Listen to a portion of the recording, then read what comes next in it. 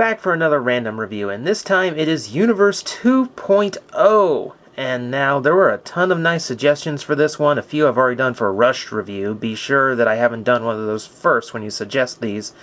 But there is one in particular that I've been dying to talk about for a while now. So we are covering Universe Ironhide. And this one's going to have a Plastic Addict vibe to it because there are just so many little things on this toy that get on my nerves.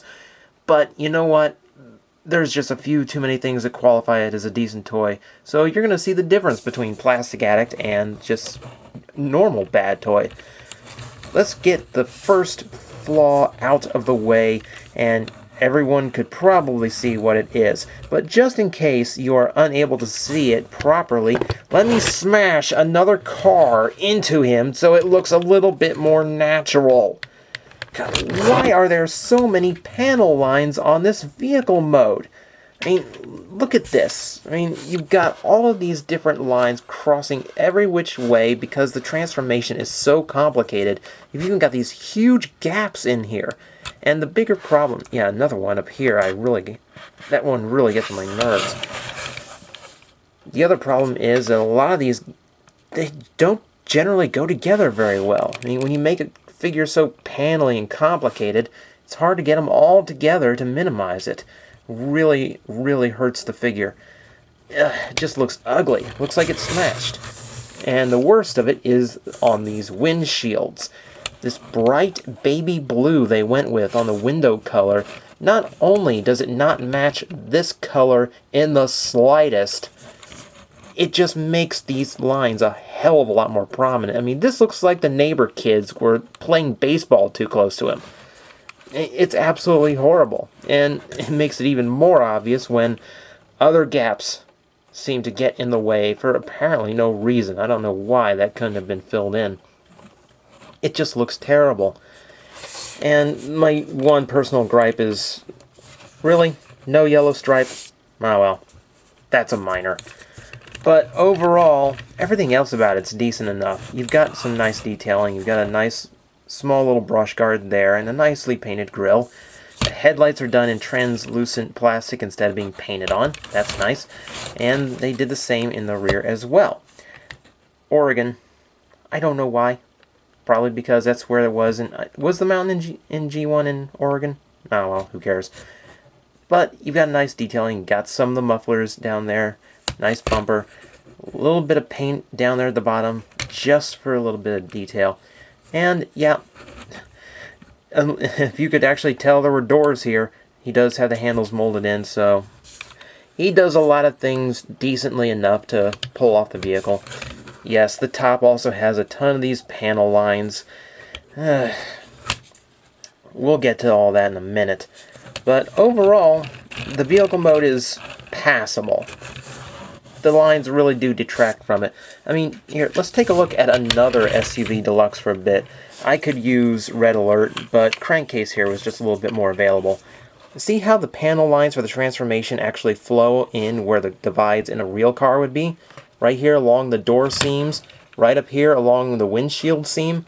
And even when they don't have a full door or anything, they still try to make it follow the natural path of the parts. This minimizes the obviousness of it being a transformer. It maximizes the effectiveness of the vehicle mode. This could not fool anybody. This is obviously meant to fold apart, break around, and just generally turn into something else. It's... Oh, we'll get into that in a quick second here. How about we go to robot mode where I can discuss these things a little bit better. Now onto robot mode where I can properly discuss my biggest problem with this toy, and that is the fact that it felt the need to be pointlessly complicated.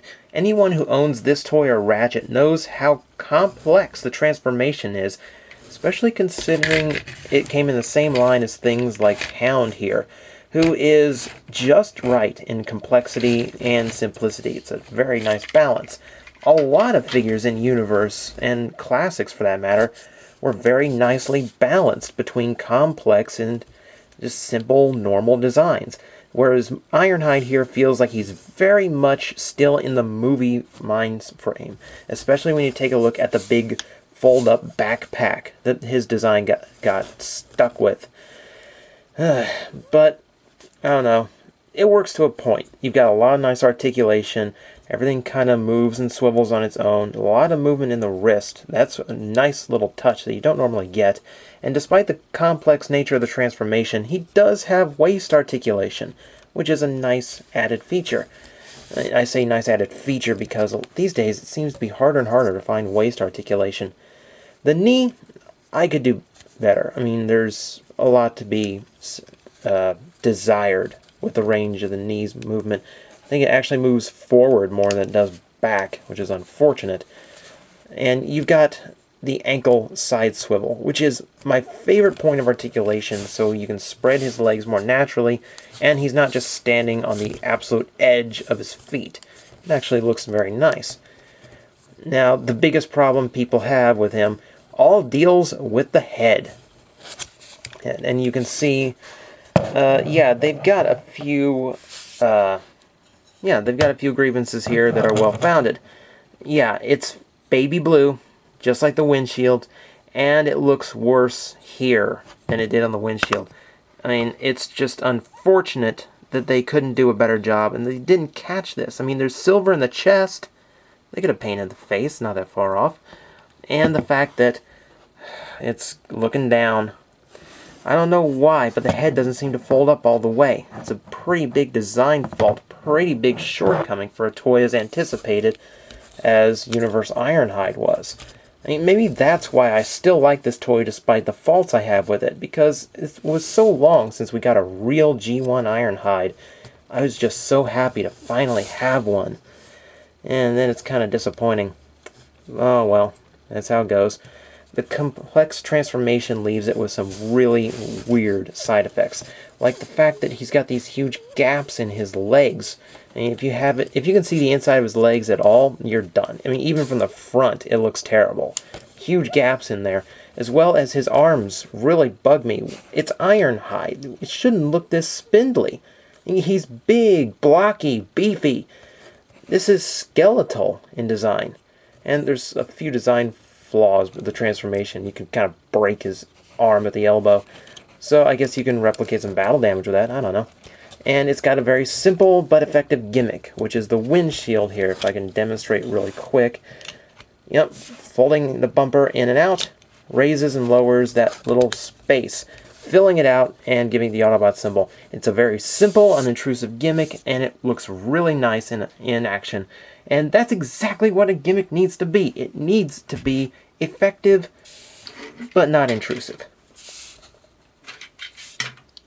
He also comes with this nice little weapon accessory that stores away in vehicle mode, though it's a little hard to get it in there unless you do it during transformation. You got two modes, little tiny rinky-dink sword mode, or the much more Ironhide Gatling gun mode. Now, you can fold away the hands to make it a little bit easier to clip onto his wrist here, but if you really want, the hands do fit inside the weapon as well, so it's got a nice little feature with that. And it really does kind of replicate G1 Ironhide, his preference to swap his hand out for various weaponry. It is a nice little gimmick as well. It's effective. It's a little big though. That'd be my only grievance with it. But that's Universe Ironhide in a nutshell. It's got a few nice gimmicks, but really? Did he have to be designed like a movie former? I mean, honestly, it's just too complex. They really needed to simplify the design. It would have felt more like the original Ironhide, and it would have been a little bit more fun to play around with. But that's my review of him. Now is the end of the review. It is time for the Magic Bag of Destiny, which dropped out of frame. I apologize for that. So, we open it up. As always, we pull a chip from the depths of the Magic Bag of Destiny. Do not mind me, I'm just playing with my sack.